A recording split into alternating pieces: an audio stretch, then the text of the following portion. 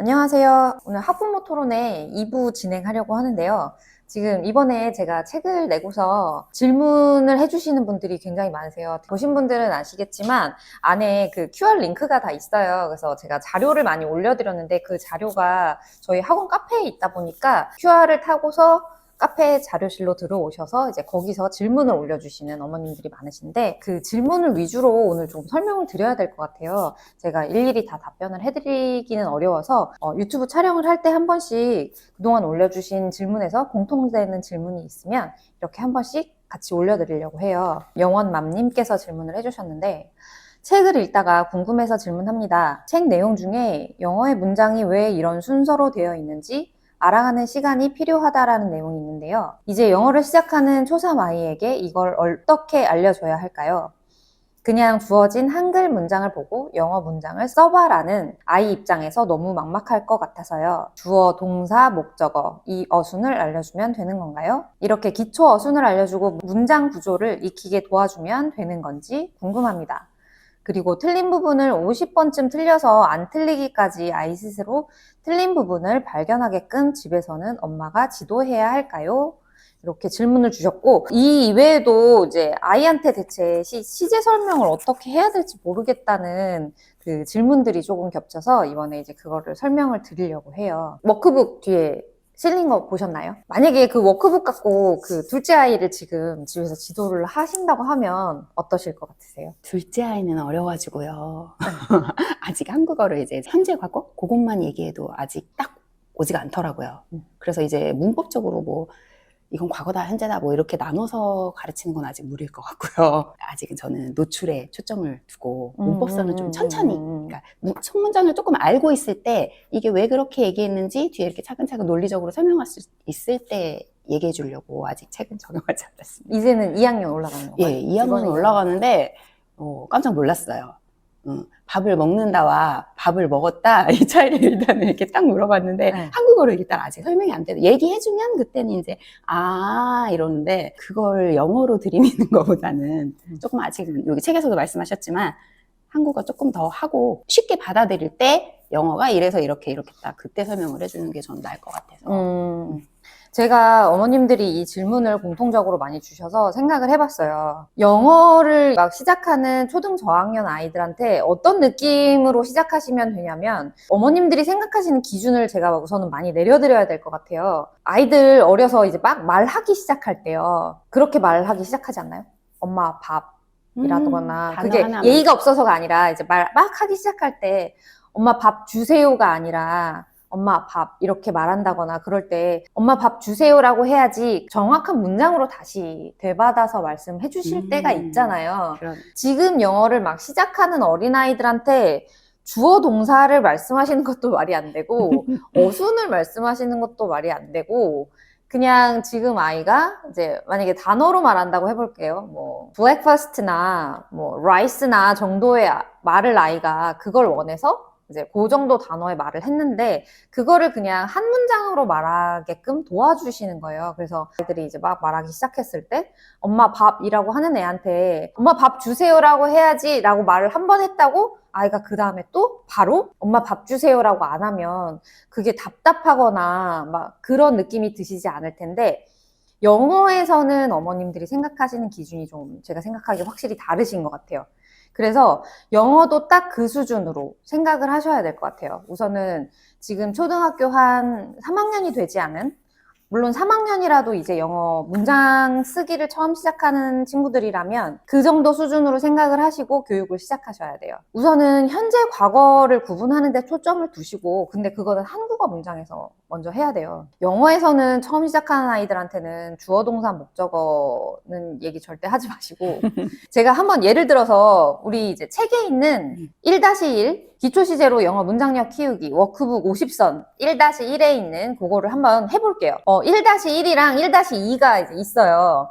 근데 1-1에는 사실 다 구분이 되어 있거든요. 여기는 비동사만 나오는 문장들로만 제가 지금 구성을 해놓은 거고 1-2에는 일반 동사로만 나오는 문장들로 구성이 돼 있어요. 사실 학원에서 제가 아이들 수업을 할 때는 이렇게 따로따로 떼놓지 않아요. 사실은. 그냥 처음 시작하는 학생이라도 비동사랑 일반 동사가 15문장 안에 여러 개 랜덤으로 섞인 거를 제가 주거든요. 아이들이 이제 와서 영작을 하기 전에 한글 문장을 우선 읽어보라고 해요. 그래서 나는 사람이다. 이걸 읽었어요. 그러고 나면 제가 뭘 물어보냐면 이게 행동이에요? 상태예요?를 물어봐요. 그러면 아이가 몇 분이 걸리든 혼자 생각을 해보거든요. 나는 사람이니까 상태요? 이렇게. 근데 그 상태랑 행동 구분하는 게 사실은 쉬운 게 아니에요. 고나이 때 아이들 개념으로 절대 쉽지가 않아요. 제가 말하는 상태는 비동사고요. 전 비동사라는 말도 저학년 아이들한테 사용하지 않아서 상태라고 말을 해요.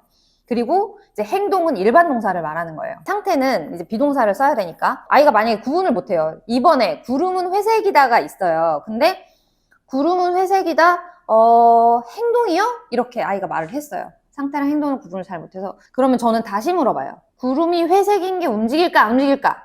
구름이 움직이는 거 말고 회색인 게 움직여 안 움직여? 그러면 아이가 잠깐 또 생각을 해보거든요. 안 움직여요. 그러면은 상태라고 말을 해줘요. 또는 그는 버스를 탄다라고 1-2에 3번에 그는 버스를 탄다라는 문장이 있어요. 여기도 물어보죠. 모든 문장에서 저는 15문장을 영작할 때마다 아이들한테 질문을 항상 하는 편이거든요. 이게 상태예요? 행동이에요? 그는 버스를 탄다가 있는데 그럼 우선 그거부터 물어보죠. 그는 버스를 타는 게 상태예요? 행동이에요? 그럼 아이가 생각을 해보고 상태요? 이렇게 말을 한다면 얘는 비동사를 쓰는 게 아니잖아요. 근데 상태요? 이렇게 말을 하면 그때는 다시 그가 버스를 타려면 움직일까 안 움직일까? 그러면 움직인다고 아이가 다시 생각해보고 대답을 해요. 그리고 그 생각하고 대답하는 시간은 무조건 기다려 주셔야 돼요. 아이가 생각하고 대답할 때까지. 그는 버스를 탈 때 움직이기 때문에 이건 행동이야. 3학년까지, 1, 2, 3학년까지 영작을 처음 시작하는 아이들이 이 1, 2, 3학년까지 이 개념만 잡는데도, 이 행동이랑 상태 개념만 잡는데도 오래 걸리는 아이들은 주3의 기준 6개월 이상이 걸리기도 해요. 이게 지금 1, 2, 3학년 기준이고 이번엔 5, 6학년 기준으로 말씀을 드릴게요. 5, 6학년 학생들 중에 이제 어머님도 아시겠지만 타 학원에 오래 다니다가 한 5, 6학년에 저한테 오는 학생들이 있어요. 레벨 테스트를 보면 AR 지수도 한 3점대 이상? 많이 나오는 친구는 막 4점대, 5점대가 나오기도 해요.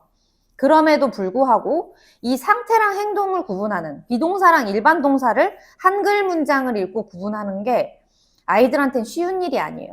고학년 아이들도 이거 굉장히 헷갈려 하거든요. 그러니까 저학년한테는 당연히 어려울 수밖에 없어요. 집에서 아이들을 지도해 주실 때 이 아이한테 뭔가를 알려준다라는 개념보다는 얘가 뭘 모르는구나를 계속 그날 이해하시는 거에 초점을 맞추시는 게 중요한 것 같아요. 아, 얘는 오늘 이걸 모르는구나. 내일도 이걸 모르는구나. 모레도 이걸 모르는구나. 계속 몰라요. 모르는 걸 그냥 베이스에 두세요. 아는 걸 베이스에 두시면 조금 조바심이 나실 수가 있어요. 어머님들이. 그러니까 모르는 거에 초점을 두시고 언제까지 모르나 한번 보세요. 언제까지 모르나? 이제 그거에 초점을 두시고 그렇게 지도를 하시면 좋은 점이 뭐냐면 이 아이가 어느 날 갑자기 기대도 안 했는데 알게 됐을 때 굉장히 기쁘실 거예요. 그러면 나도 모르게 진심으로 아이한테 칭찬을 하게 되거든요. 우와! 안 해! 막 이렇게. 그러면 아이는 그 진심 어린 칭찬을 또 느껴요. 아이들도 진심을 또 다 느끼기 때문에 그 칭찬이 아이가 공부하는데 엄청난 자양분이 돼요. 너무 큰 기대를 하지 마시고 아까 말씀드렸듯이 제일 중요한 거는 상태랑 행동을 구분하는 거. 그리고 그 다음 2번. 현재인지 과거인지. 그러니까 계속 물어봐 주실 건 그거밖에 없어요. 얘가 한글 문장을 읽었어요. 나는 사람이다. 우리들은 행복하다. 이렇게 한글 문장을 읽었어요. 100번이고 1000번이고 아이가 한글 문장을 읽을 때마다 먼저 물어봐 주셔야 할 건 상태예요, 행동이에요? 그거를 정말 끊임없이 물어봐 주셔야 되고요. 그 다음에 아이가 이제 상태랑 행동을 구분을 했어요. 그러고 나면 현재인지 과거인지. 그거를 이제 그것도 끊임없이 물어봐 주셔야 돼요. 매 문장마다. 구름은 회색이다와 이제 뒤에 나오겠지만 구름은 회색이었다가 아이가 구분하기가 생각보다 어른들이 생각하는 것만큼 그게 쉽지가 않거든요, 또. 5, 6학년인데도 구분 못하는 아이들 많아요. 5, 6학년 학생들인데 그 친구들은 제가 15문장 이렇게 있는 영작지를 주면 우선은 영작 시작 안 하고 이 문장 하나하나 옆에다가 다 현재인지 과거인지부터 써요. 그럴 수 있을 것 같아요. 네. 이게 알고 있더라도 우리는 그냥 많이 한국어에는 노출이 되니까 무의식적으로 그게 이렇게 타닥 돼서 말이 나오지만 들어봤던 말이 이게 영어는 말을 하기 위해서 먼저 내 속에서 이게 상태인지 행동인지 한번 판단하고 그리고 말을 해야 되니까 이게 어렵더라고요. 이제 저도 애한테는 뭐 이걸 이제 지금 안 가르친다고는 했지만 책을 읽어주면서 자꾸 욕심이 생기니까 이제 얘기는 했어요. 저도 이렇게 뭐 이거는 상태고 이건 행동인데 아주 가장 쉽게 구분하는 방법은 어디서 저도 봤는데 이제 가장 큰 차이가 이게 액션 버브랑 이 비버브랑 이 일반 동사 있잖아요. 우리가 얘기하는 그거는 멈춰 했을 때 딱 멈출 수 있는 거는 일반 동사로 구분하고 멈춰 했을 때 너 예쁜 거 멈춰 그럴 때 멈출 수 없잖아요. 너 사람 뭐 네가 학생인 거 멈춰 할 때 멈출 수 없는 거는 이 비버브라고 보라고 이제 그 얘기를 했는데도 제가 이제 제 인지 수준에서 저는 설명한 거잖아요. 우리는 내 의지로 멈출 수 있는 것과 원래 그냥 뭐 키가 크고 뭐 또 예를 들면 뭐 내가 행복하고 이런 걸 너 이제 행복하지 마! 그랬을 때 이거 멈추지 못하니까 이거는 행복하니까 이거야. 니은으로 끝나고. 근데 이게 제가 9살에는 사실 설명은 안 했고요. 8살 때 나는 행복하다 그러면 나도 알고 행복하다도 근데 우리는 보통 행복하다라고 외우잖아요. 해피를 행복한 이렇게 뭐 니은으로 끝나는 게 형용사가 아니고 그러니까 I happy 할 때 여기 M이 뭐 I am을 이렇게 뭐 You와 I am, they야 이걸 당연히 입에 익숙해진 애들은 생각 없이 이게 나오는데 이렇게 설명해서 얘한테 이걸 상태랑 행동이고 이럴 때 멈춰 뭐 이렇게 구분하는 걸 이렇게 자동화, 그러니까 그 책에서도 말씀하셨지만 체화된다고 그랬죠 자기 몸속에. 그러기까지는 이게 노출량을 그만큼을 학습적으로 얘기하면서 넣어준다는 게 너무 어려운 것 같아요. 이게 엄마 아빠 할 때 특히 한계가. 그래서 뭐 1만 시간의 법칙 뭐 유명한 거 있잖아요. 근데 1만 시간을 계산해 봤을 때 하루 종일 영어만 다른 학교 안 가고 진짜 하루에 몇 시간씩 얼마큼을 했을 때 1만 시간이 나오냐를 봤을 때는 답이 없는 거예요. 그래서 엄마표가 어려운 것 같아요. 시간을 너무 막대하게 투자를 해야 되니까. 근데 그 기준은 오히려 제가 제시를 해드릴 수 있을 것 같아요. 왜냐하면은 어느 정도 했을 때? 3학년에 왔어요. 3학년인데 2학년에 시작한 친구들도 있어요. 근데 이제 만약에 그 2학년이라고 해볼게요. 엄마 아빠 하시는 분들은 3학년보다는 조금 더 일찍 하실 수도 있으니까 2학년 초반에 시작하고 이제 뭐 어느 정도 파닉스는 끝난 아이예요. 파닉스는 끝나서 tree라던가 뭐 보통 스마트 파닉스 rock이라던가 많이 하고 이제 그 다음에 그래가지고 이제 발음 정도는 할 줄 음. 아는데 뭐 문장을 만들거나 뭐 긴 원서를 읽거나 그거는 좀 어려운 친구라서 이제 이렇게 영작을 시작해야 돼요.